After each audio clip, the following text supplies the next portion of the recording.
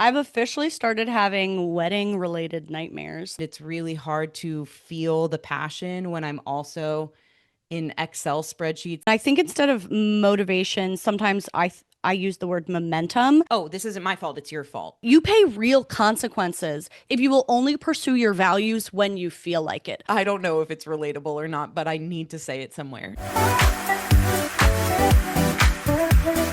Hey, yo, booty butts, welcome back. We are not for everyone. This is a podcast hosted by one hater. That's me, one lover. That's Jess.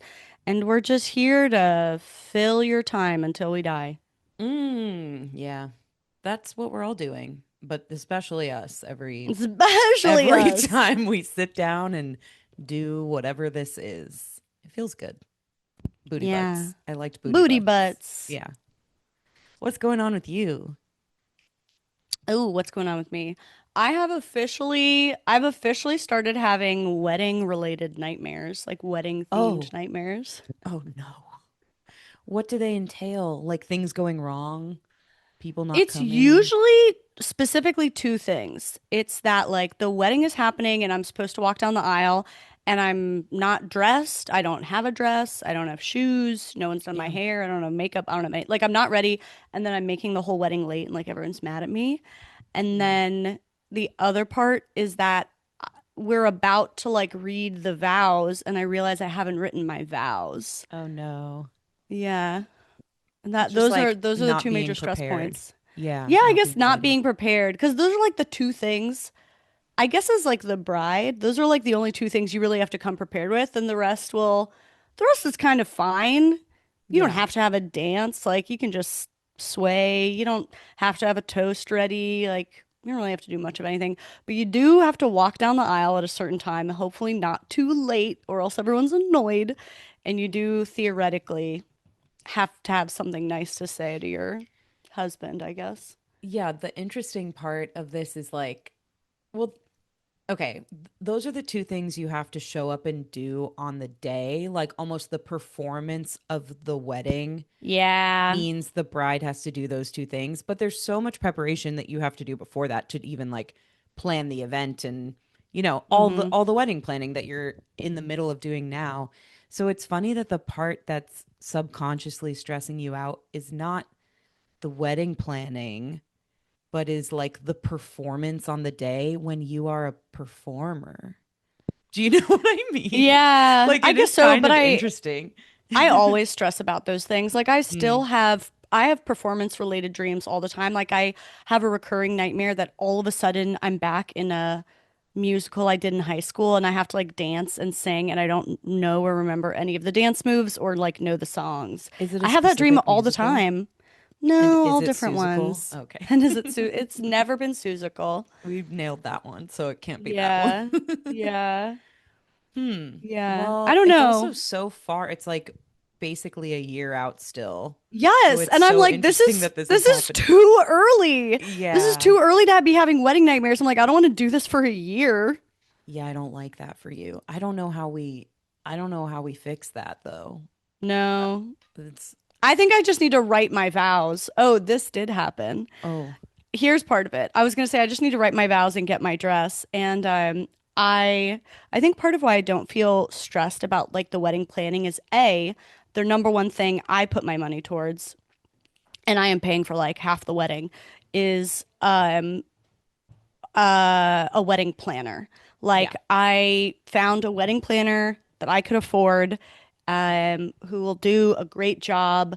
I am like that is, money is an opportunity for what? It could be an opportunity to have the craziest flowers you've ever had. It could be an opportunity to have your dream dress. It could be an opportunity to go to a location you really like. For me, it's the opportunity to not be stressed. So I was Hmm. like, I'm putting that money towards the opportunity of like taking a lot of the stress off. Delegating, like And having more time to yeah, back for girl. yourself. Yeah. And then within like, I think within a month of us getting engaged, I chose a wedding planner, I chose a dress, we chose a venue, we chose a date. So it's like, even if I do nothing more from here, there will be a wedding. Like, Right. if I do nothing at this point, something will happen. And even if it's a shitty party, like there's a place and a time to do it and someone who kind of knows about weddings and people will come and have fun. So I kind of feel like I'm trying to remember with all the other stressful parts, the things you can get stressed out about with a wedding is like ultimately like no one really cares, Yeah, nobody you notices know? those details, but you do Like, have to tell the bride that you noticed the detail. Like, I've been to some weddings where oh, it was really stressful. Like, somebody I was friends with is the one getting married, and they were stressed the whole time planning. And the things that I saw them being stressed about were like, what is the board where we put everyone's seating assignments? Like, what is a dude, creative doesn't idea fucking for that? matter. It's a And yeah, flash in the as somebody pan. who's never been through this before, hasn't been through that yet, and also someone who like doesn't necessarily care about those types of details, but I'm sure that maybe I could change when it's my time to have a wedding. So I'm not like, it's not a moral, indictment on anybody. But Mm-hmm. I will look at that from the outside and I'm like, okay, like let's get a grip. Like it's okay if the board with the seating assignments isn't the most beautiful creative thing in the world. But nevertheless, people put energy into those little types of details. And I feel like that's a lot of what it's like those final steps. Like you Yeah, got the dress, you got the flowers, you got the venue, you got the officiant, like all the main parts of a wedding are checked off. And then you like go deeper and you think about those little details. And I those feel like little that's where I things. see my friends getting the most stress. And then you have And to, they as an don't attendee, be like, matter. oh no, I Ugh. loved that board. Like I loved how Yeah, you I did it. loved that Like, board. I that loved that really stood board. out. I did notice that. It was And worth the it's 2 weeks that you were texting me about it stressed out. Like, dude, no, like even when people do, those are the things that I categorize as pageantry. And like, mm, I'm not against pageantry. I'm like a ridiculous, frivolous bitch. I love pageantry. Like, a lot of decor is pageantry, but that is not the same as like the experience you have at a wedding. And as cool as any like welcome board or seating chart or installation type, here is where you go and get your drink type thing, as cool as any of those have ever been, you don't want that's not the thing people talk about after a wedding. no. I'll, except in maybe a fleeting comment of like, oh yeah, that was cool. But what you talk about is like the music was great or the music sucked. One thing that I is funny to think about is food. I feel like wedding food is almost always bad because it's just hard to plate good, still warm food for like more than 10 people at a time and have it be good. Yeah. And so even at like fancy weddings that I've been to, I'm always like, that was kind of eh. And and it is funny to think about like obviously I'm going to work hard at like figuring out the best solution we can, but also just knowing like some people are going to privately be like the food wasn't that good. Like Yeah. that's pretty much a guarantee Yeah. no matter I what we have do. been, I feel like I've been to a couple weddings where I was really impressed with the food and like it stood out. And part of the reason it stood out is because most wedding food is bad. So I'm never going to a wedding excited about the food. Like I might be excited about the music. I might be like, oh, is it a DJ or a band? If it's, I hope that's good. I hope they play songs. I like the dancing will be fun, whatever. But I'm never going to be like, oh yeah, the food better be good. And then if it's good, Mm, it's just like an extra bonus. So I remember, like, I can yeah. name a couple weddings I've been to where the food was actually amazing, but I can't really name weddings where the food was bad because all the rest of them are kind of It's just on the most of same them. playing field of like, yeah, the wedding food is always mediocre, like Yeah. whatever. So yeah, I it's not think one of those things that stands out unless it's like a showstopper. Music, I the think, does. music totally, and music is also like the experience. Yeah.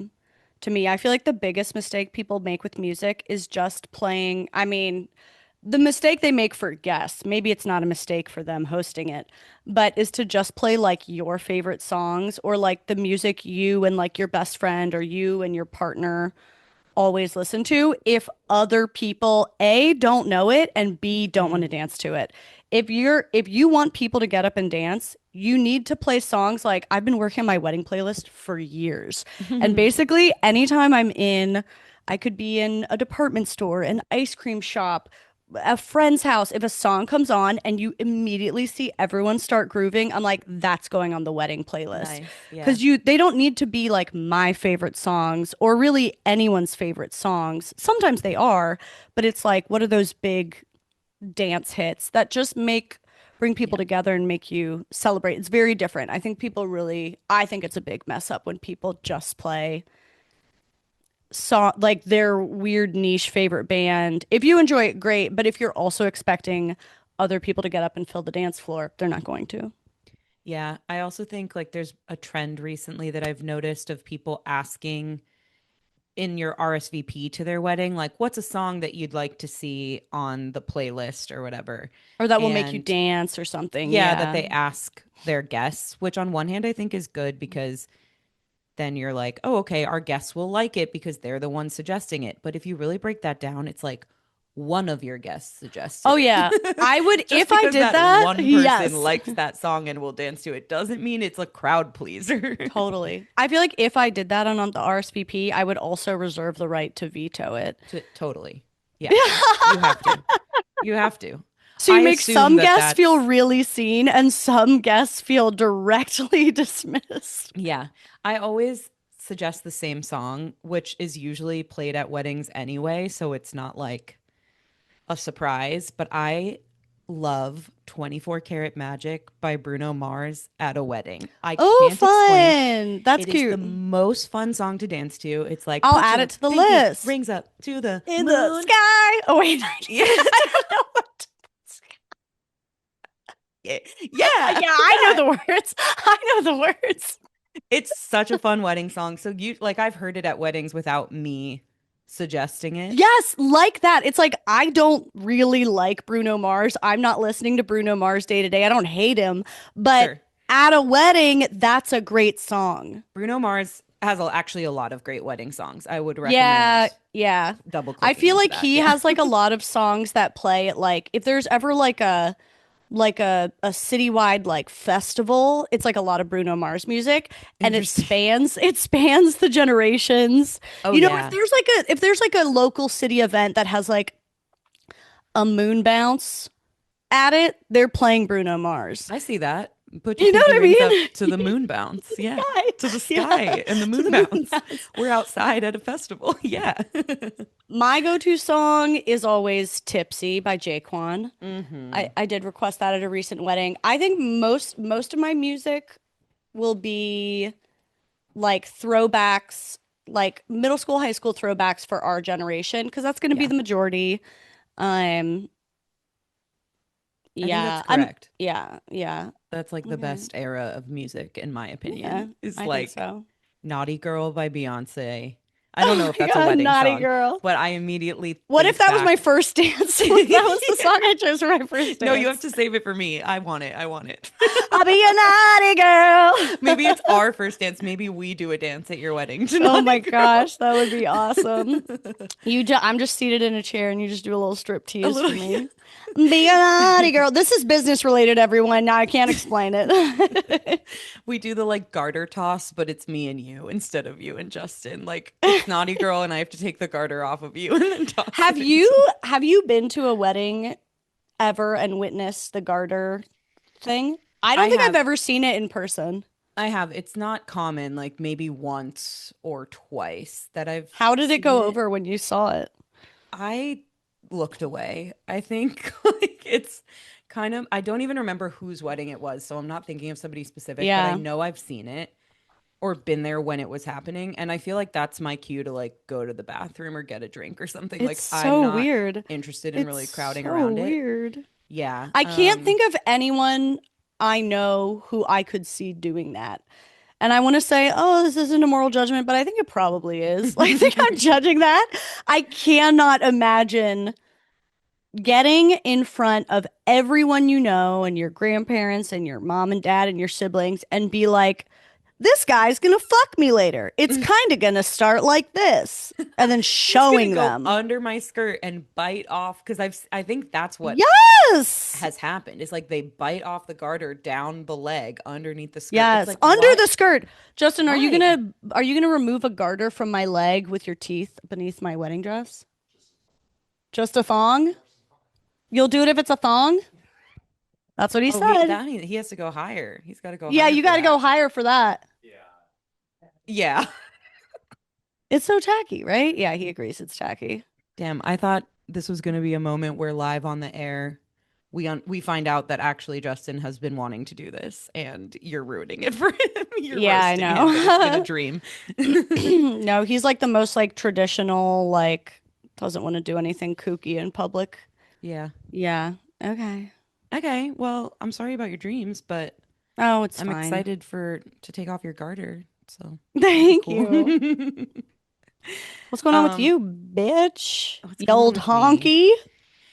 I started my morning in the best way, which is I don't know if it's relatable or not, but I need to say it somewhere. So I have talked before about my love of Nikki Glazer and specifically her podcast, which is called the Nikki Glazer podcast. And it was on from like 2021 to the beginning of this year, but she ended it in like March, 6 months ago or so. And it was heartbreaking for her to end her podcast. Like, I listened to it religiously when it dropped. It's probably the only podcast I've listened to every single episode of ever. Um, anyway, so it ended. I had to kind of process that. It was hard for me. I haven't really found a replacement podcast. I sometimes listen to our podcast and it's the closest thing, but I don't even want to do that every week. And she announced this morning that she's bringing it back. Dude, I'm not surprised. Caroline, I cried. Like, I actually saw the Oh, announcement and first I screamed. Ryan was in the other room. first I I screamed. screamed and he was like, "What the like it's 8 in the morning. Like, what are you even screaming about right now?" Of course, it's something I see on Instagram. That's the only thing you'll ever overhear me making any sort of sound about. Um, but then it was that, and at first I was really excited, and I was like, well, I was excited the whole time, but I was like, oh my gosh, this is happening. You know how much this meant to me. Like, I'm so excited, whatever. And then I started to cry and be Oh like, I my feel like God. everything's gonna be okay now. I feel like I'm gonna be okay. It is. I think parasocial relationships are fascinating. I feel like people sometimes write us that they feel that way. They feel the parasocial bond with us. And I totally understand it. And I can't even express how much this makes me like have a pep in my step. Like tomorrow, I'm going to wake up in the morning and I'm going to be like, oh my gosh, the Nikki Glazer podcast is coming back. Like I can get out of bed. Aw. Why is that? Why is this a thing? But It's also, like you're getting your friendship thank God back. it's If a it's a, thing. yeah, if it's Yeah, a parasocial relationship, when it ends, in a way, it's kind of like, oh, I never get to see my friend again. And then you get to see totally. your friend again. They died. Yeah. All I Yeah. see is like her posts that the full public sees, like her posts on Yeah. Instagram and stuff. And it's usually on her podcast. She would be telling us the behind the scenes weird, stupid stuff that Yeah. happened. Now I'm just seeing the like professional picture at the event. And yeah, it made it like I missed her. So anyway, that's my big update. That's me. That's like the scene from The Office when That's Jim comes awesome. back and he asks Kelly Kapoor, like, Kelly, how have you been since I last saw you? And she's like, well, Ben and Jen got like had a baby or whatever. She like Yeah. reports on That's uh me. celebrity And gossip. he's like, Yeah. "Yeah, but how are you?" And she's Yeah. like, I I just just told told you. you. I just told you." That's how I feel in this So moment. good.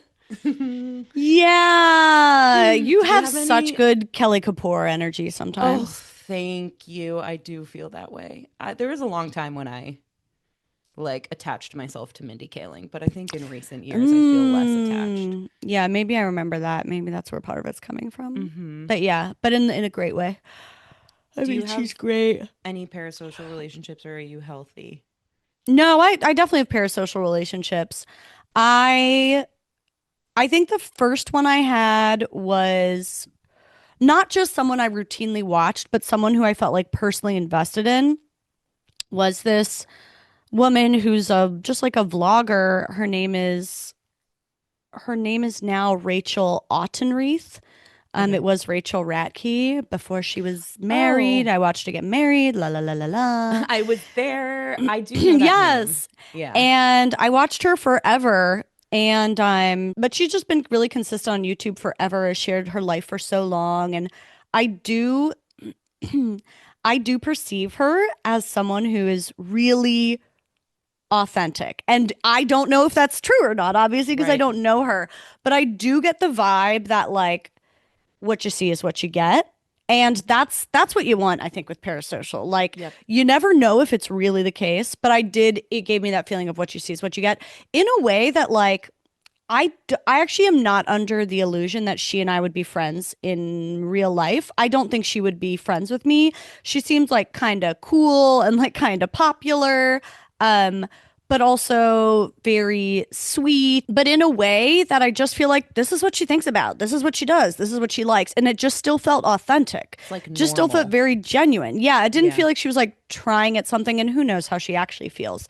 But yeah, it just felt like this is who she is. And that felt so nice to watch. And I remember when she got pregnant, I have my other friend Tessa also watched her. And I was like, I was so excited to text Tessa and be like, Rachel, Wraith is pregnant.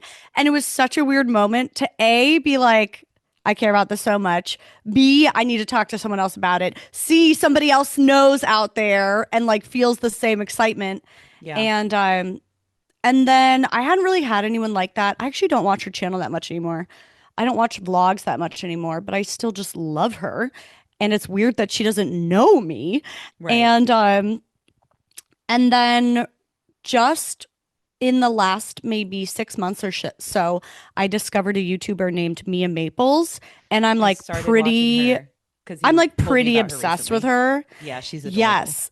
And in watching her, I think I realized at some point in my attachment, my parasocial attachment to her, I was like, oh, I think this is what a lot of people feel about me. Mm. And it helped me understand it from like within, where there actually are a lot of similarities between our channels. She like does product reviews and talks about fashion. And like you could kind of call it a fashion review channel, but lots of people watch it who don't give a fuck about fashion. Like I don't really Hmm. watch other fashion content. I just will watch whatever she makes because I like to hang out with her. And I think she She's seems really funny. genuine. She seems funny. She never seems like she's trying too hard in any direction. She just seems nice. She takes her work seriously, but also not too seriously. She works really hard at her videos. She's like quirky and like adorable. And I like the little peaks of her family that are in it. And I almost don't really care what the video is about. Yeah. And I just like hanging out with her. And I really strongly have this feeling that, like, even without knowing her in real life, I feel like this really is her. I bet she's really like this. And I really don't know. You know, of course I don't Yeah. know.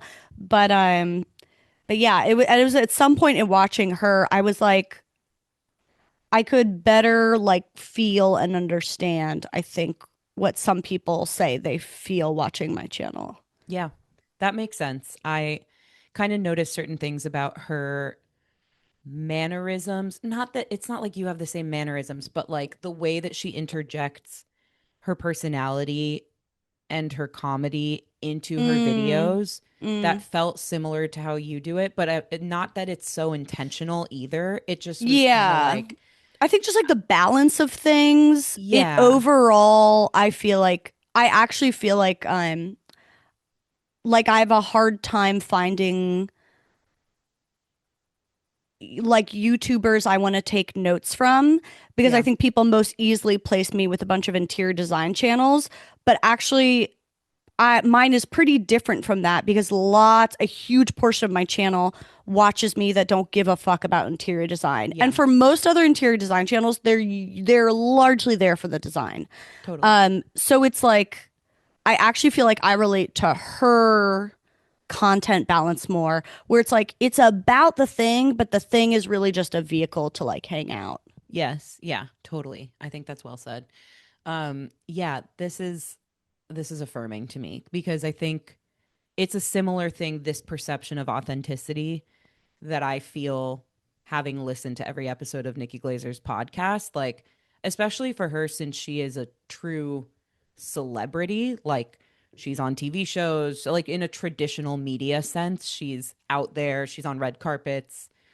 She's not an internet content creator, but her podcast felt very like this is just who she is and how she talks to her friends. And there would be moments that were kind of like unsavory, like where you're like, I don't know if I like her. I don't know what if I like what she's saying about this, or I think she's kind of being like Hmm. annoying or whatever. And she left it all in. Like it's just true. It feels at That's so least like true. truly authentic, whether you like it or don't like it, whether she's going to be ridiculed for something or she's going to be agreed with and applauded for something. She just put it all out there in her podcast. And I think that's what I liked so much Yeah. about it.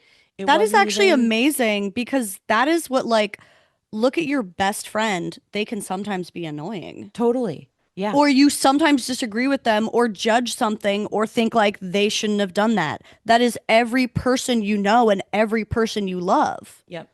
But we don't get to see that a lot of the times from the Yeah. people Yeah. who are performing and that we watch their content or their art or their what especially the ones who are those traditional media personalities who have a bigger platform, who like are beholden to a Netflix or a ABC or whatever. We don't really get to see that like full rounded, well-rounded person, the good and the bad, with most of those types of personalities. And I felt like she did that in a way that I admired so much and respected so much. And like it made me love her because I also feel like I know the annoying or bad or things that are different from me, things about her. And that's how you Wow. actually like love Love someone, someone. like Yeah. you don't only see the best parts. So that was something, yeah, it's like I feel like when I say that I love her and That's I love really her cool. podcast, No, people I didn't think, know it was that level. That yeah, really changes even what I thought your relationship was. That is very yeah, cool. it's like obviously she's funny. Like, you can like or not like her comedy. You can watch her stand up specials and feel whatever you feel about them. That's her like written content in her persona that she is on stage. And she does not carry that through to her podcast. I mean, you kind of see like it's obviously not so disconnected from who she is. You see those pieces come through, but it is so much more just like regular conversation where she's being very honest about her view of different things. And she has friends on, she has a co-host, like they'll disagree sometimes, they'll bicker sometimes, she'll show up in an annoying way towards them, Mm-hmm. and then she'll call herself out the next day and be like, yeah, I was having a really shit day yesterday and I feel like I was kind of rude to Brian or whatever, and like you guys told me, you guys DM'd me, I get it. Like she'll just like say it all. It's really really refreshing. Yeah, that actually is pretty amazing. Mm-hmm. I love Yeah. her. I can't wait. All right, this isn't the first time that I talked to the Kooks about feeling a bit out of my routine with my diet and exercise and feeling not the best in my body recently. I think summer had a big impact on that, and now it's fall and I get a chance to start over. Then I remembered, duh, HelloFresh is always the thing that helps me do that. HelloFresh just gives me an easier way to eat healthy, satisfying, yummy food at home rather than ordering out. Also, to cook things for myself and feel proud of myself. I usually rely on my boyfriend to cook everything for me, and it's kind of nice to be like, I got a HelloFresh box. I can do this myself. I'm an independent woman who has a healthy routine. Plus, they just did their biggest menu refresh yet. They've upped it to 100 options per week, lots of high protein, veggie packed options, not to mention steak and seafood recipes at no extra cost. If you've done HelloFresh in the past, it is so leveled up now, you have to try it again. The best way to cook just got better. Go to hellofresh.com/notforeveryone10fm now to get 10 free meals plus a free item for life. One per box with active subscription. Free meals applied as discount on first box. New subscribers only. Varies by plan. That's hellofresh.com/notforeveryone10fm to get 10 free meals plus a free item for life. So that's me. That's how I'm doing. Let me see what else I have to tell you. Okay. I have a topic and I have Great. a complaint. Give me the complaint, obviously. Okay.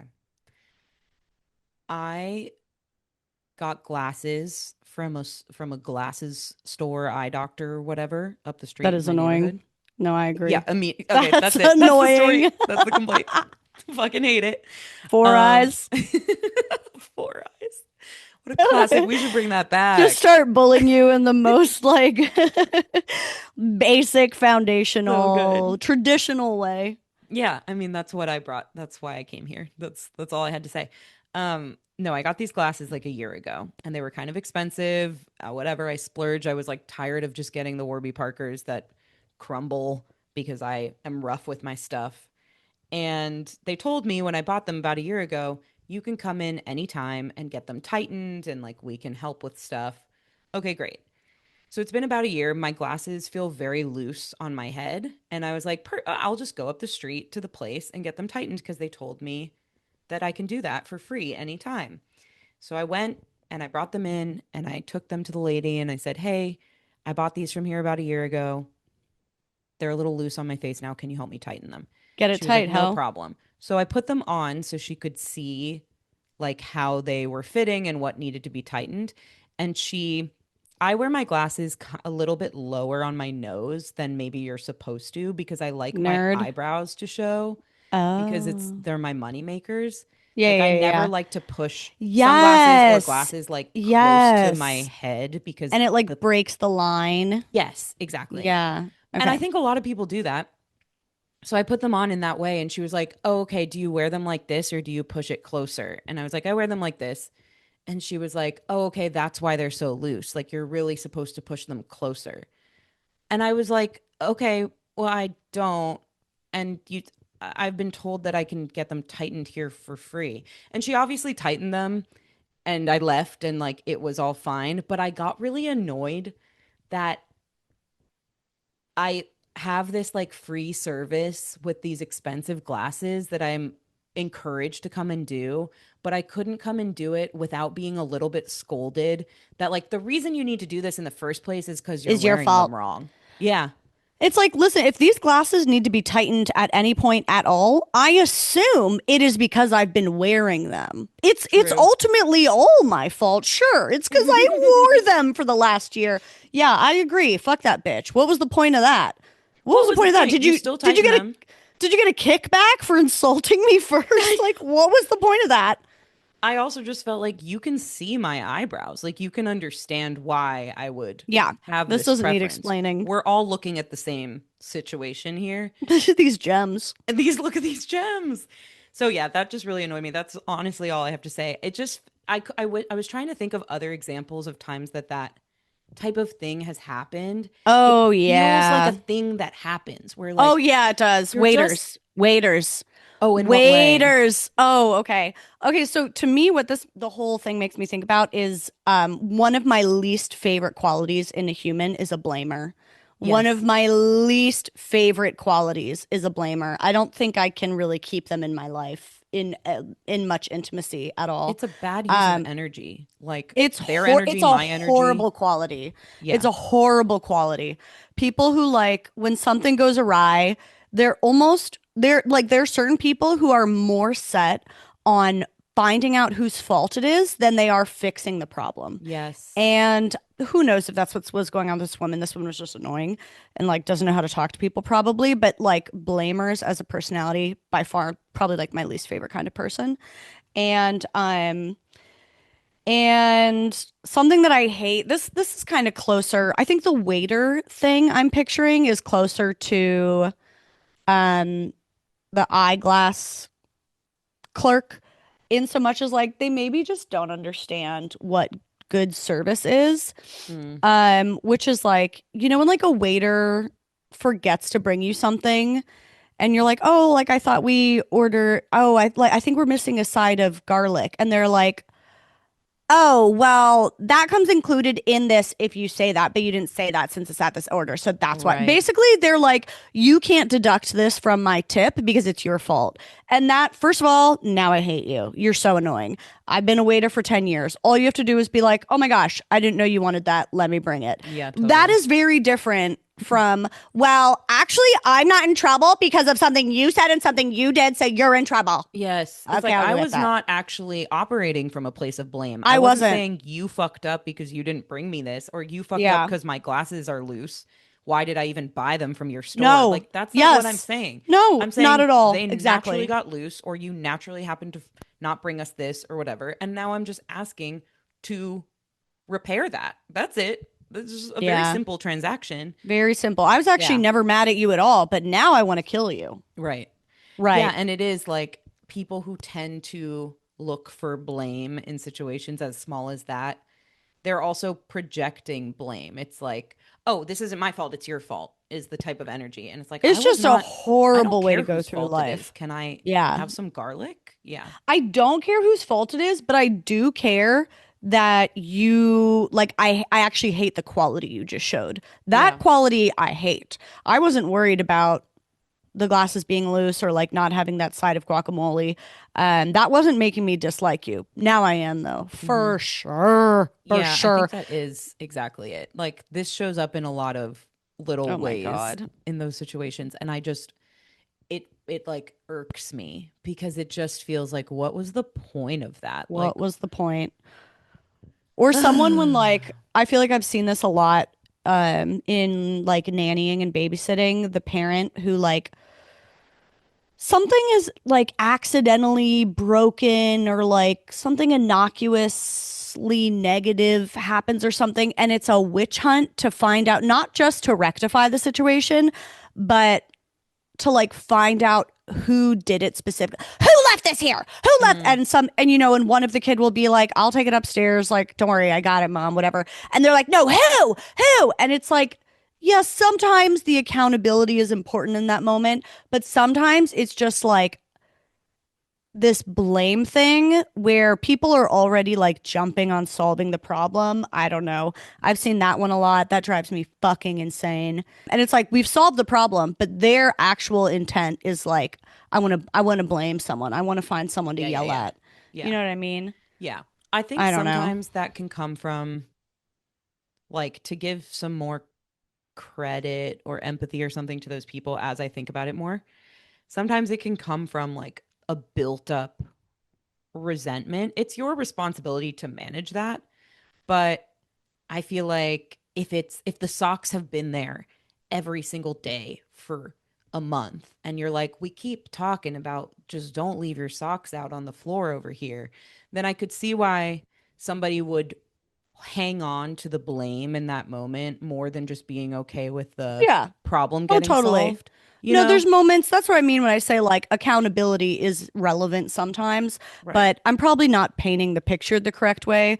There's other moments where I've seen No, I it hear be you. a witch hunt where like yes, there's resentment and there's stress and they're looking for a target to use as a punching Yeah. bag. Yeah.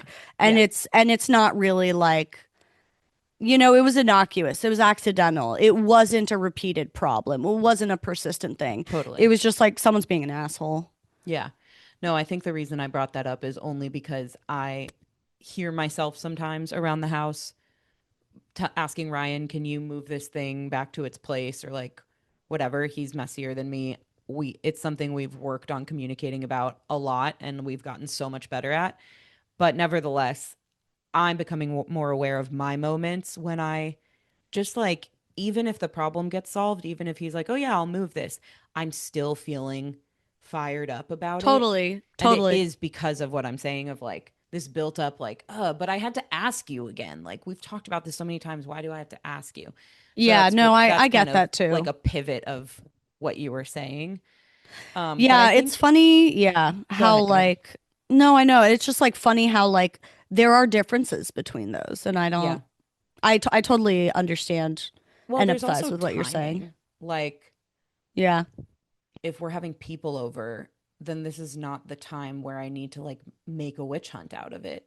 We could talk about it Yeah. later if it's really a repeated thing or something. But like I now feel I'm like setting a negative yes. tone for the rest of what's going on. And right now, the purpose is let's tidy up the house to get ready for our guests. Like we have a goal, there's a problem to solve. Let's just focus on that rather than turning it into this Yeah. whole negative, like now everybody's upset and we're fighting and we have to like get back on track before people come over. Like there's so many elements to it. And it's obviously different with a parent and a child as well. So, Okay, I think this is a better example. mm, Same situation, chaos, getting ready for something, something, something. And like parent opens the trash can and there's a broken glass. that's been thrown away. Oh, that's a good example. And they're like, who broke this glass? And all the kids are like covering for whatever kid it was. And all the kids are like, don't worry, we handled it. It was an accident. You don't need to like take one person and hit them. This isn't a repeated thing. This isn't the sock that's always laying there. It's like Yep. there was an accident that is negative. Something's broken. It was addressed. It was taken care of. But this parent is intent on like, they want to know Good so they example. can like that is how they deal with their anger in what would I judge as a very unhelpful Yeah. way. I don't know. Yeah. Maybe if people haven't been through this, they can't picture it. But whatever. I No, stand by it. It's fucking annoying. that was a much clearer example, I think. And we've talked a little bit about this before of like accidents happening and the guilt and shame that somebody can experience if they like break a glass that belonged to somebody that their sister or their brother or their partner or their mom or whatever. And just like there's different ways that that can go down, and one of the ways is like, yes, it was an accident. I'm sorry about that. We cleaned it up. We have to move on with our lives. And then the other way is like blame and dwelling and shame and I don't know. Right. So I think if you've had experience, which I definitely have with Yeah. breaking things, and of course it's an accident, but nevertheless, like some people get really fixated on that and you feel like a bad person and it's like a witch hunt. Like, yes, I think what you're saying is very understandable and I agree. Um, I also had something, I think with like the waiter and the glasses person, glasses tech, glass tech, um, Glass hoe. glasso. I think the thing that annoys me about it is like, even if, I don't know, maybe this is unfair to say. Everybody has bad days at their job, and maybe that day a bunch of bitches who like their eyebrows came in to get their glasses tightened, and by the end of the day you're like, this another one of these bitches. I can't It's your deal with it job. anymore. It's your job. What? But it's your job. I think that's the part I'm like, well, I have these glasses and I wear them the way I like to wear them because that it is the item I use in my life that is mine and I paid for them so I can do that. And I was told I can come in for a free tightening whenever I need. And now I'm being like criticized or ridiculed or blamed for this thing that Yeah. ultimately was part of the thing that I bought. Like this comes with the fact that I bought my Yeah. glasses here. It's a service I've paid for and Yeah. it's your job to deliver on the service. And once again, she obviously did do it for me, but it's just like the it could have been without the blame Totally. game that just makes It's your yeah. customer now feel like, well, maybe next time I'll buy glasses from someone somewhere else because that felt a little like off-putting when I Yes. went in there and like those are the things that add up. It's hard in service industry jobs like whatever. She doesn't own the place, so she probably doesn't give that much of a shit I don't about think it's that. hard. But I don't think it's hard to have a job you hate and still do your fucking job. that's I true. We don't think all it's have to hard. do that. I Yeah. don't think that's fucking hard. That's something I can't fucking stand, Yeah. especially with service stuff. Yeah, it's like It's the this trade. is yes, it's called bad customer service and customer service like this is the most Karen-y I'll ever sound and I stand by it. Like there I've watched some great like video essays on like the death of customer service in the Interesting. States. And yeah, it is interesting. I don't understand what the cultural trend is, but yeah, I like, I walk into places. I mean, it's not illegal. You can't go to jail. I'm not going to say you should go to jail for being a little rude and shaming when to Jess when she goes to get her glasses tightened. But I do think it's like I do judge it. I do think it's pathetic because I've had the same job like and it's possible to hate your job and also not take it out on people who have nothing to do with that. That's why I Yeah. judge it. It's like you're taking it out the same as like if I have a bad day at work and then I come home and hit Justin. It's like that was not warranted. Yeah. I really equate these as similar things. It's like you're using a stranger who did nothing as a punching bag in little ways or small ways. That's what bad customer service is to me. Like, yes, I Hmm. totally judge it. I think it's fucking pathetic. Be an adult. Have a fucking job you don't like and grin and bear it. Like, this is a very human part of life. It's very Yeah. doable. I really, really judge it. I think I feel like because I did service jobs for so many years, horrible ones, good ones, great ones, medium ones, and horrible ones, you can just do the fucking job. Like, I think I actually have less tolerance for it. And I Yeah. think sometimes when I'm talking to people who like never worked a service job, they'll be like, oh, but their job is hard. And I'm like, no, no, no. Yeah, I know. Yeah. Yeah, no, I Well, know. I think that's true because I've never had a service job and I feel the need to make sure it's clear that I'm not like shitting on that as somebody who's never done that before. Like Ryan works in the service industry. You've had service jobs for a long time. Like I hear about that experience from a lot of different people and perspectives. And actually what you're saying is true that like people who have worked in it um Have the have a highest higher standard. standards. Yeah. Yeah, like Ryan has such a high standard So yeah, for no, I get it, bitch. I get places it. that we go. Yeah, because Yeah. he knows that when I was working those types of jobs, I showed up and I did my job and I took it seriously and I did a good job because Yeah. this is what I signed up to do. I'm getting paid for it. He also, like built a career in the service industry and like likes a lot of parts of it and aspects of it. And so he's like, the way that I even did that is because I took it fucking seriously. And part of that is customer service. Like that is That's the just an thing. That's what the expectation. job is. The work the the task is in the title. You are Yeah. serving, and sometimes you're serving socially, you're serving an experience, you're serving whatever. Listen, I fucking hated it too, but then you can quit. And to take it out on other people is crazy to me. It's Yeah. just crazy to me. Yeah, I think it's pathetic. And it's like, bleh, if you're working a service job day in and day out, some of those days are bound to be days where you don't feel like being friendly and you don't feel like serving people. Great. That happens in every job that you don't feel like doing the thing. Totally. That's what happens to be required of you in this job. La la la la la. Like I hate the number of I don't know, coffee shops or something you walk into where they make you feel so shit on and so unwelcome. Like, am I supposed to be kissing your ass? Most of the time, I feel like that is what they want. Hmm. And like, and I never want to go back there again. And it's fine. Like, I'm sure they don't give a fuck if they get my business or not. I'm not going to be like, and now you've lost a customer. Like, they don't give a fuck. Yeah. But it is just shocking what a big difference that makes. Um, and I don't get it. I don't get it. Yeah. People have lost the plot, I think. The coffee shop thing made me think of Yeah.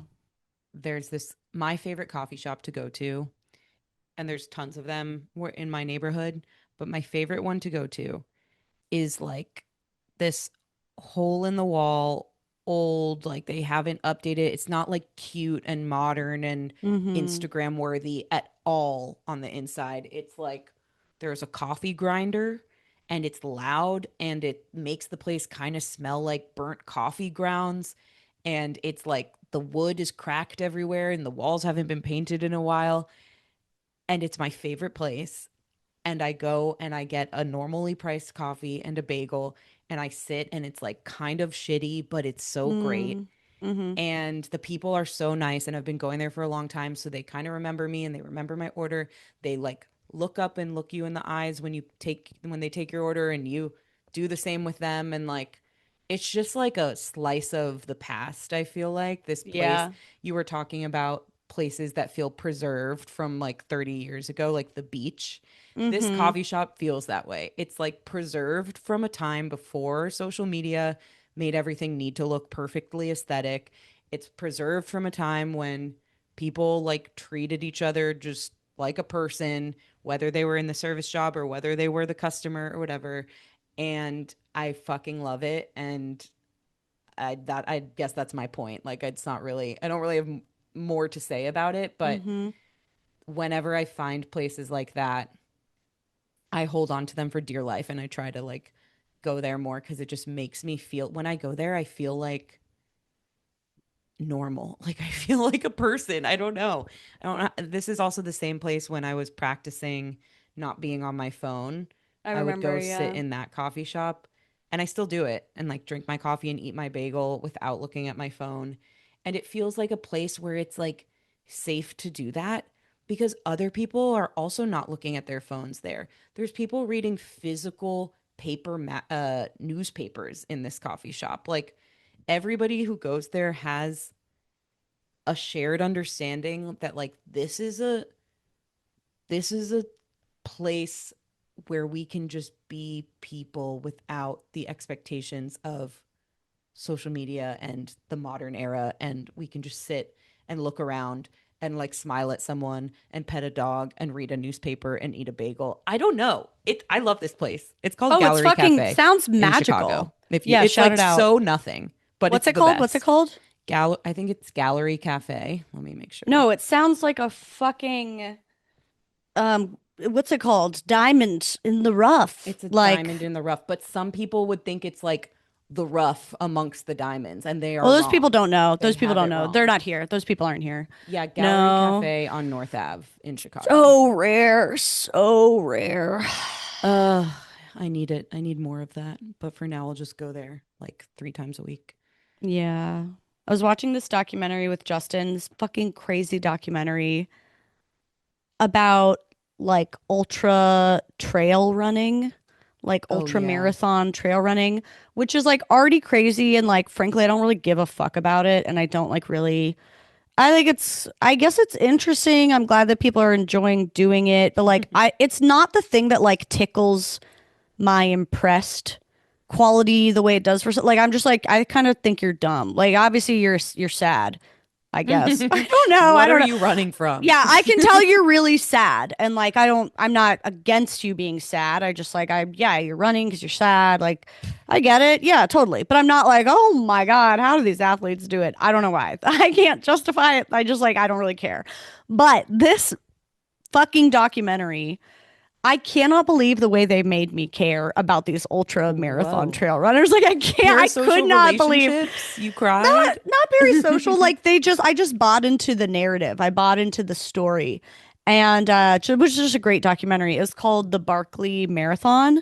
Okay. And the Barkley Marathon is this like weirdo fucking it's like a really fun documentary. It's a fun movie and it's a fun rabbit hole to go down, which is like this marathon that's held somewhere in Tennessee, and it's like over like 100 miles, and it's trail running, and it lasts like 60 hours, and you don't sleep the whole time, and you it costs like $1 to enter the race, so it's like it's extremely exclusive, but not in like an expensive way. It's accessible, but only if you're like ridiculous and like they don't announce it. There's not public signups. You just have to know. And they don't even tell you where it is. They don't tell you when it starts. And the trail isn't marked. And like it's just like ridiculous in all these like extra ways. Yeah. Um, but it's fun and it was fun and it was also fucking brutal and honestly kind of gory in a way. Hmm. But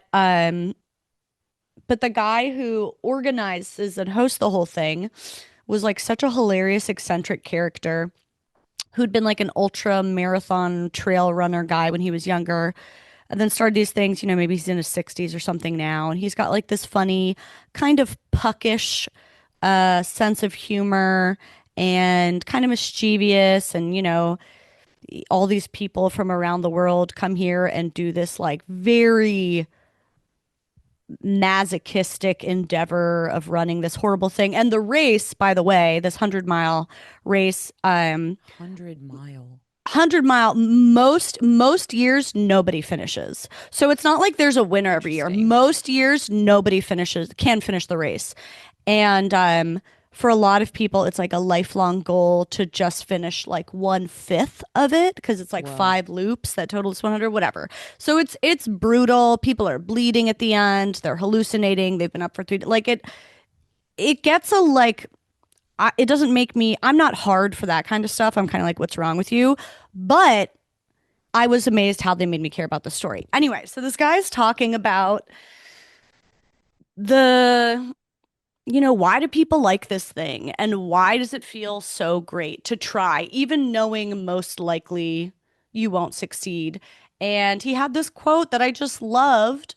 And he was just like, well, you can't accomplish anything without a possibility of failure.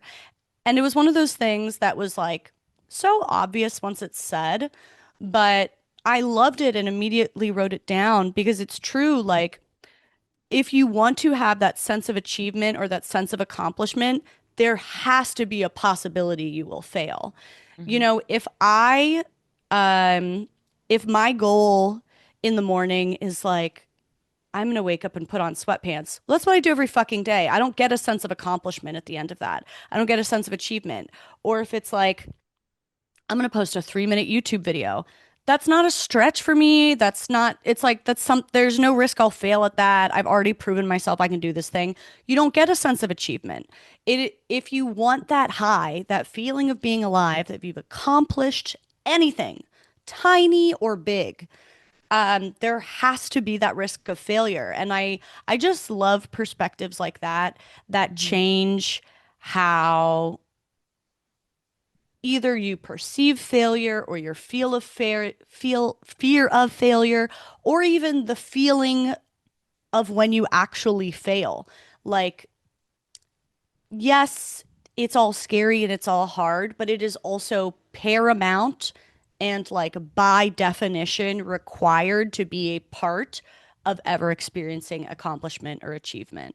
Does that make Yeah, sense? Am I just saying it obvious does. things? No, it like is beautifully obvious in that we all forget it all the time. So it's Yeah. important to remind ourselves of, and it's so right. And it sounds like these marathons are like particularly easy to fail at, like it Mm-hmm. not only It's mostly failure, it's I would mostly say. failure. Yeah, not only is there the chance of failure, but it's mostly failure. Like probably a lot of people, most people will never fully accomplish it, which almost takes out the need to accomplish it and instead makes it about just like continually trying and maybe seeing Yes. improvement and also Yeah. accepting and embracing failure, which I think is such a healthy reset of the mind of like it doesn't have to be that I like win this thing at the end or that I complete it or that I accomplish it. It's like it's about the journey as Yeah. cheesy as that is. Another thing that it reminds me of is I've been thinking about this quote, statement, whatever, a lot lately. Action precedes motivation. My I Mm-hmm. started working with a Mm-hmm. dietitian because it's free with my insurance and like I was like this would help me. Like I want to improve my relationship with food. That's a whole other topic that we could talk about at another time. But something that I was telling her is like I'm really struggling with motivation lately. Like I want to feel better when I wake up in the morning. I want to make good choices of like choosing the thing with a lot of protein or the vegetable or the fruit or going to the gym and doing the workout and whatever. I want to do those things because I know that they feel better. I know that I feel better when I do them, but I'm struggling to like actually close that loop and make it happen right now. Where do I get the motivation? How do I motivate? And she was like, well, action precedes motivation, which I don't think that's an uncommon phrase, but I don't know if I had heard it before or it was the right moment for me to hear it, where I was like, oh, yeah, duh. Like when I go and do the thing, when I force myself to go and do the thing, only then do I start to feel the benefit of the thing and want to go back again. And then that's where motivation starts. But until you get to that point, it's like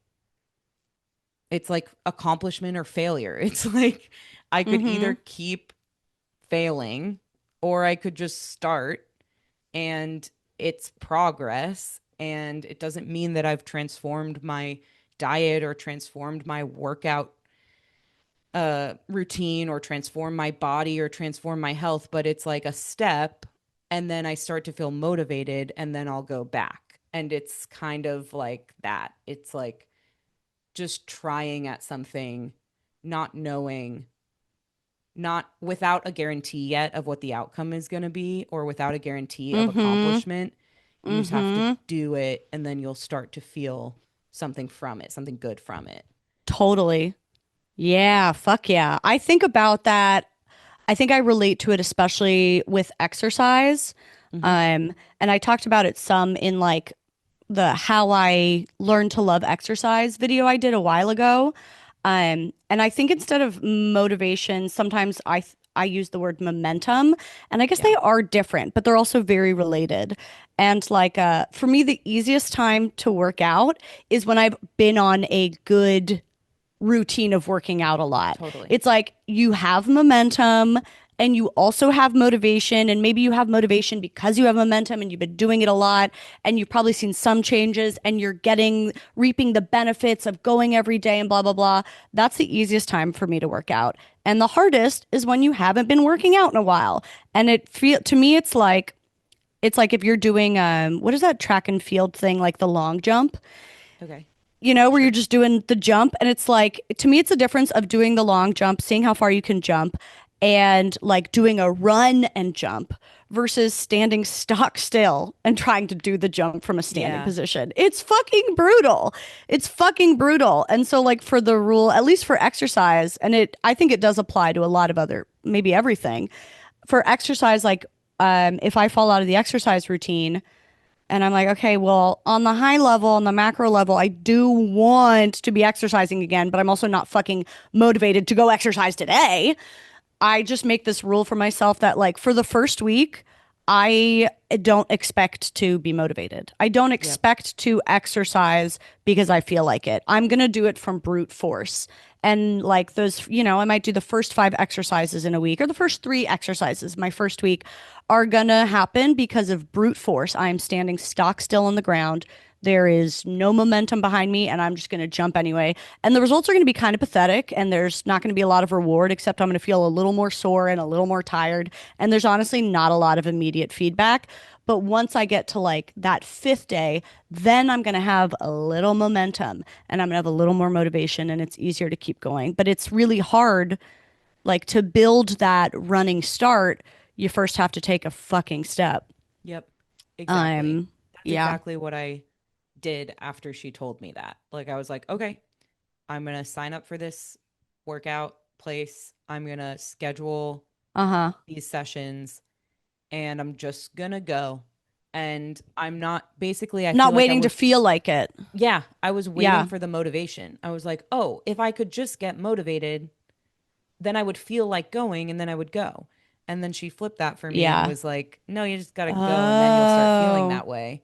And so that just made it okay for me to sign up even though I didn't want to, and wake up in the morning and go even though I didn't want to, because I wasn't waiting for motivation anymore. It was like, oh, I Mm-hmm. just have to do this. I don't know. Something about her saying that really That's dope. flipped a switch for me. And I was like, okay, yeah. And it's true. Like she said that. And I thought about all the times in my life when I have been in a routine that I felt better about. And Mm-hmm. it's true. I have data and experience and proof from the past that like, yeah, I didn't feel motivated until I did. I didn't feel motivated until I started and did it for a little while and then that followed. But it was really important for her to say that. So I signed up, I started going. And honestly, even after the first one, it's like nothing much has changed in life. Like nothing much has changed with my health and my fitness and my whatever my goals are. But I went when I didn't want to go and I was proud of myself for that, and the pride alone for me was the beginning of motivation. Was like, "Oh, I'm proud of myself Mm. for doing something I didn't really want to Yeah. do and that I haven't Yeah. been doing for the last like month or two." Like I'm proud that I just decided one day to go and then I did it. I'm proud that I just took the step from standing still to taking the step. And then that was enough for me to be like, "I'd like to Yeah. feel proud again tomorrow. Let's Yeah. do it again tomorrow." It sounds so obvious, but No, it's it's huge. really hard and it's It's really not. huge. Yeah. I literally think that this is related to the customer service conversation we had earlier Mm, this episode. And I think it's related to the how do I find passion you're so right. conversation we had 2 episodes back. Because So all of right. them are waiting to feel like it. I'll do it when I feel like it. And I heard, you pay real consequences if you will only do the things, if you will only pursue your values when you feel like it, Hmm. whether it's trying to kill it at your job, trying to kill it at your exercise routine, or trying to kill it at your passion career. And I heard someone say recently, I'll butcher the quote, I don't even remember where I heard it, but that like people always talk about like, oh, I want to find the passion. I want to find my passion job. I want to find my passion path, blah, blah, blah. How do I get the passion back? Finding the passion is like not the most important thing. The most important thing is finding out how to take action when there's no passion.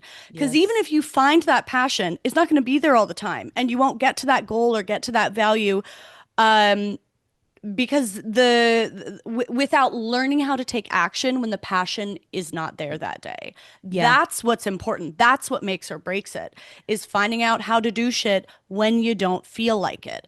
Hmm. Uh yeah. And in a way, I almost feel like that's the thing I'm best at. And Yeah, something you I've are. had to work on through years is like learning how to notice and care about my feelings of not wanting to do something. And like that can have its own danger. So there's like a sweet spot, is what I mean to say. Hmm. I don't think it's like betray your visceral wants and fears all the time in the name of productivity, in the name of chasing goals. No, that can run you into the ground too. But there is a sweet spot. You need a little bit of both. You need a little bit of listening to what your body feels like in that moment and a little bit of overriding it too, because you have this other want that is going to take months or years to get to, but is still a real want. And it might not be in your Yep. body right that moment. Yep.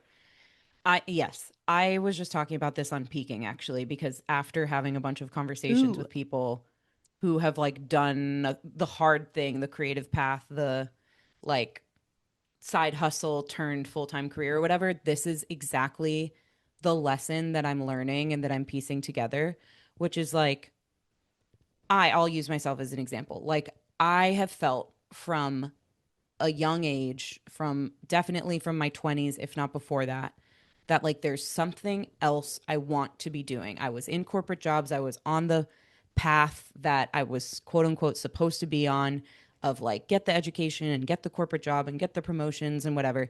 And it felt very unfulfilling to me.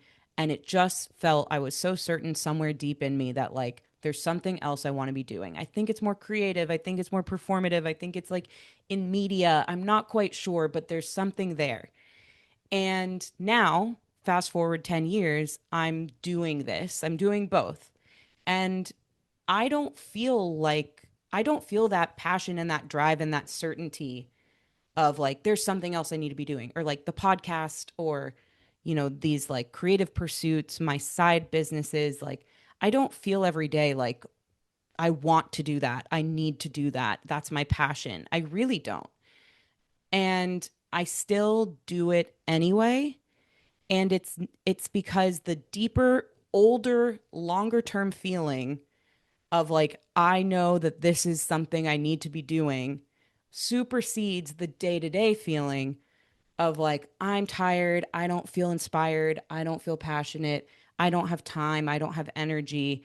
I mean, I still take breaks and rest and raise my hand and say, Caroline, can you do a solo episode this week? Because I have nothing interesting to say. Like, you still give yourself that. You still acknowledge that day to day experience when possible. But the overarching thing is like, I know I have to honor this thing that I knew before I was even doing any of this. Like, I have to honor that and almost go through the motions sometimes. And I feel like I've talked to a lot of people who describe the same thing. Like some weeks I just don't feel like putting up the podcast episode, putting up the YouTube video, putting up the Instagram reel, putting up the making the art that was commissioned, like whatever it is. I just don't fucking feel like it. And I do it anyway. I go through the motions and it kind of sucks sometimes to feel like the thing that I am passionate about is also something that I'm going through the motions with. Like how do I make that make sense? But it's because like deep down and from way back when that was the thing and you have to honor that. And especially if you're somebody who's doing a lot of things at once, like for me, I think a lot of what makes that hard is that I'm split between corporate work and the creative side hustle. And so it's like so many sides of my brain are activated all day long every day, and it's really hard to feel the passion when I'm also in Excel spreadsheets and decks and on meetings with these people about this other thing that I don't care about as much. Like, it erodes the feeling of passion that I get from my creative pursuits, but I know because it screamed at me from the inside for like 10 years before I got here that that is a thing that I need to honor. Does this make any sense? It's like Yes, you just totally. got to go through the Yes. motions, because Dude, if you're somebody totally. who relates to that, who's like always felt that passion somewhere, but you're just not being able to like access it right now or Yes. access it in your day to day, like if you still if you still can say to yourself that that lives in me somewhere, I just can't access it, then just go through the motions until it comes back Yeah. again. Yeah. Yes. It's like I also feel like it is the same. You were like, "Oh, it feels like kind of sad and I guess kind of bad to be like I don't like I'm having to go through the motions for this thing I thought I was going to be passionate about." Dude, you could say the same for like a marriage. You know, Mm-hmm. I've been thinking a lot about wedding vows because I keep having nightmares about not having written them. So I'm like, okay, I just got to start writing them. And I've been thinking about a lot about like the greatest gifts that Justin has given me and what are the greatest promises that I could give to him. And something I've always felt about weddings, wedding days, wedding vows is like it's pretty easy to promise a lifetime of commitment to someone on your wedding day. It's like the easiest time to do it. You're over the moon. Everything is catered to you. Everything revolves around you guys. Everything is made to be seamless and an acknowledgement of you and a celebration of you. Nothing is in your way. There's no obstacles. It is easy to to say you will stay by someone on that day. It's like the easiest day to do it. That to me is like, who's not happy on their wedding day? Yeah. Most people are. Who doesn't feel in love on their wedding day? Most people do, or at least swept up in the passion, swept up in the positivity, the excitement, the adoration, yeah, the energy. To me, the real gift is being like, I'm gonna fucking choose you on the days I hate you, on the days when it's fucking annoying. And like, I'm literally like, can I say this in my wedding vows without like upsetting Justin or like upsetting the old people? But to me, that is the promise to be like, I'm gonna stay with you. I think what people actually mean a lot, whether they know it or not, in their like wedding vows, are like, I promise to be with you forever as long as I feel like it. Mm. That's what a lot of people do as long as I kind of feel like it. And there is a limit. I'm not like anti-divorce, but one of the greatest things that I have been able to feel from Justin is that like he chooses me when I have offended him, when I Mm. have annoyed him, when I have hurt him. Like that is the thing. It's not just when he's in love with me. And like to be like, I will stand by you in the moments when I hate you because that's what this is, not just in the moments I feel like it, not just when I feel in love. And you Yeah. hear most married people talk about the fact that you will likely go through like a year, sometimes years where you don't feel like you're in love with this person. Yeah. But there is, and I'm not saying that those people shouldn't get divorced. There's a million factors to take into account, but there is also something to waiting it through and something deeper on the other end that goes just beyond what do I feel in this moment. There is something to like pursuing in the face of the risk of failure, the Yep. accomplishment and achievement that comes with sometimes doing the rote routine, going through the motions because of this larger overall goal, even if you don't feel it in the moment. Anyway, I think it just applies to everything. I don't think Yeah. it's bad or sad or embarrassing that you go through the motions sometimes in your passion career, because I believe one needs to do that in their dearest relationships too. I think Hmm. that's what it is. Yeah, that was such a good comparison. I totally agree. Like, for anything that you love that much and that you want to succeed for the long run that much, you're not going to feel it the same way every single day. Like, it's easy to feel really excited about podcasting when we are in LA in a studio recording an episode and bouncing around and frolicking together and doing the thing that's the romanticized vision of what it could be. And it's harder when it's a Thursday and it's the morning and I am looking at my work calendar. And when we get done with this episode, I'm in back to back meetings for the rest of the afternoon. Like, that's not the thing that I've thought of when I've thought of this dream and this passion, but it is required on some days and on some weeks because that's just like anything that you want to do for a long time. Like, it's not going to be the best version of itself or the most romanticized version of itself or the most like ideal what you've always dreamed of. I feel the passion and the energy and I wake up every day wanting to do it the same exact level. Like, that's impossible for something that you do for a long time, whether it's your work or your relationship or anything else. So I totally think that's it. And I think that's the reason, like, I listen to a lot of podcasts that are interviews of founders of companies or interviews of like creators who have made it big or celebrities who have made it big, and people will ask them what was the secret sauce, like why do you think that you got to this level with this thing. And there's two things that people reference a lot. One is hard work, which I have a lot of thoughts on. That's one. The other is consistency. And I feel like those actually go together in the sense that, like, in order to be consistent and do something for a really long time, sometimes it's just like knuckling down and it feels hard and it feels not fun and it's kind of hard work. And like, you just have to get through the motions of that if you want to be consistent at something and have a shot at whatever you've dreamed it becomes, whatever the accomplishment is at the end.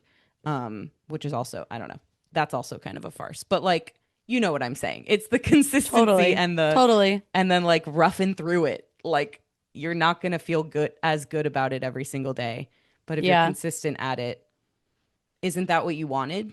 Isn't that what you committed to? Like, Hmm. isn't doing this all the time and doing it forever and doing it for the That's part long of the run? payoff. Isn't that what you said you wanted? Yeah. It's like such a bigger deal when it was like a harder journey, you know? Mm-hmm. It really is. It's like if you just do things based on, well, I feel like it, you have a decreased sense of accomplishment for Yeah. sure. I think there's a very direct tie there. And when you're talking about the like founders and how'd they get there, I know you listened to the podcast I loved, which was How I Built This, Yeah. and it's all interviews with company founders. And at the end of the episode, the host always asks them with one question, the same. And he's always like, how much of your achievements and accomplishments do you attribute to hard work? How much do you attribute to luck? And everyone really always, in the early episodes of the podcast, people would be in one of two banks. The founders would either be like, oh, it's mostly hard work, or they'd be like, it's mostly luck. And then I think Mm-hmm. as time went on, they kind of learned the PR of like, it looks bad if you don't attribute some to luck. So now most people at least say it's mostly luck to like appear humble, but like you can tell they don't really mean it. Anyway, like all the psychology of that Mm-hmm. always entertains me. But I think the best an analogy or like illustration of how I think of it is like it is both. For any accomplishment, it is going to be both. It's going to be some kind of luck, whether you think you make your own luck by being consistent and showing up a lot, or you make luck by being hardworking, or you think luck is truly just random or whatever. It's going to be some degree of luck and hard work, timing and hard work, showing up and doing your best, blah, blah, blah, some combination of that.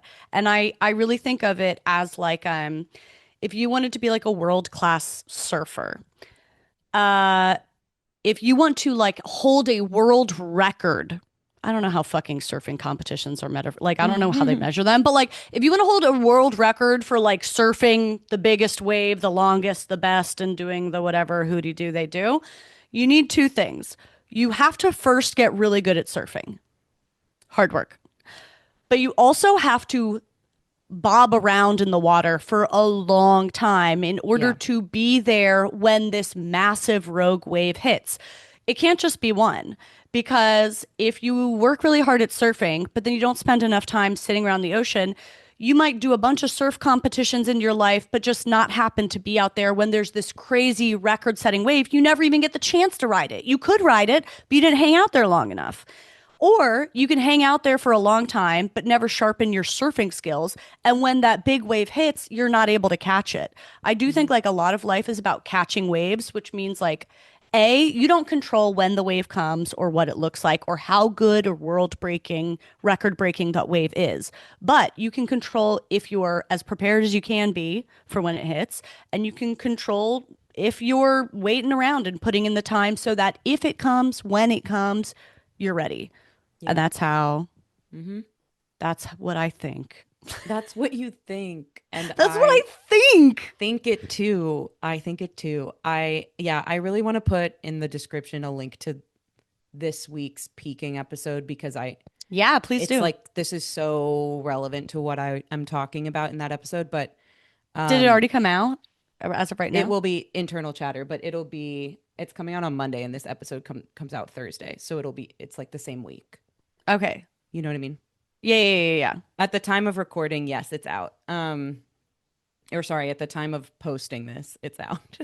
Sweet. um, but I explored a lot like this idea of hard work and the people on How I Built This that talk about hard work and quote that as like the reason that they are where they are because I have had such a weird relationship to that. Like I listen to these people and I'm like, okay, I'm somebody who also wants to do something really hard or do something that not everybody succeeds at, be a business owner, be a podcaster, be whatever.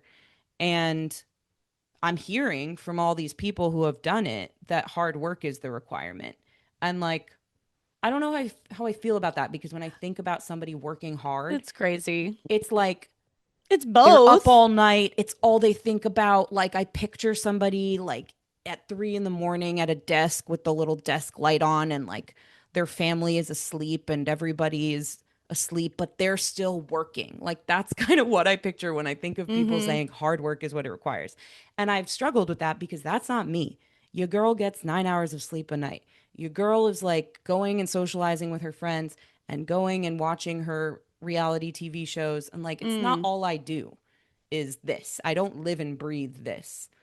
But I feel like there's a different definition of hard work that is more what you're talking about of like sticking it out and working at it, sure, but over time. Like you're going to burn out if you do the traditional version of hard work, you're going to burn out at it and probably quit way too early before that Gotta be wave comes. sustainable. Yeah, you gotta Right. make it sustainable. But if it's sustainable, you're doing it over a long period of time, you're doing some of the wrong things for a while, but they prepare you for when you get to the point where you're closer to the right things and like you're doing it sustainably so that you're ready when the wave comes. Like that's actually what I think hard work is. And I think I had to reframe that for myself because I felt like, will I ever get to where I want to be if I'm also a person that like prioritizes myself and my life outside of work? Like, Mm-hmm. can you be hardworking and accomplish crazy things if it's not the only thing you do? And I actually think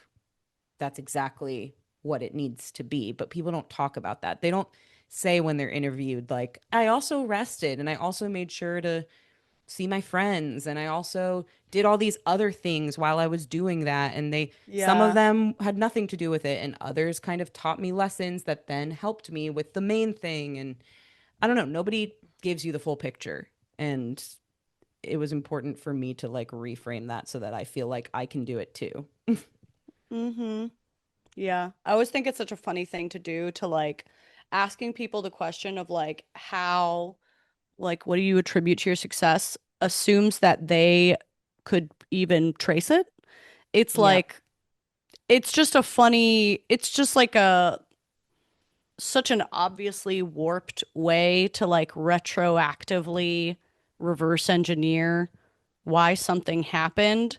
It's like, first of all, they're like all American. It's like, okay, so you were born first number step one, you were born in a global power. Yeah. You could have been born on a small island off of Indonesia. Like, people still accomplish things there, but it would take a very different set of circumstances. And it's like, so when you talk about privilege, it's like a million different things. who your parents were. It's not just economic privilege or racial privilege, although also those things. It's like, what country were you born in? Like, Yeah. what education did you get? Like, what chemicals are in your brain? You can have chemical, biological privilege. What kind of love did you receive from your parents? So many things. Or then the little like moments of luck and chance and what you encountered. And it's so hard to even collate like what affected and inspired and forged you. Like, I couldn't tell you exactly why my personality No. came out the way it did, nor why I made all the decisions. I just think it's so funny. It's Yeah. like it's also like such a funny self-selecting group. I always really cringe when a lot of like keynote graduation speakers get up and tell people to like follow their dreams, and usually in like a very like oversaturated, over pursued kind of career where it's kind of like the lottery winner getting up and telling everyone, buy lottery tickets. It Yeah. works. It works. It worked for So true. me. And I just had to believe in myself. It's like, okay, well, we've got a self selecting bias, like a very particular perspective here. Um, yeah, Yeah. I don't know. Those are And that's different dreams unrelated to anything require else. different paths. Well, And yeah, you it's probably don't like, even know why you are where you are. But yeah, everyone wants to think they earned it. yeah, yeah, yeah. Yeah. Okay. I have to go. I have to go to I think work. I have to fart. Yeah. Okay, yeah. I I've been thought you holding had it a fart in. too. I Okay. know. I know. Can you I hear it can in my tell. voice? Yeah. Okay. Go Bye. do it. Bye.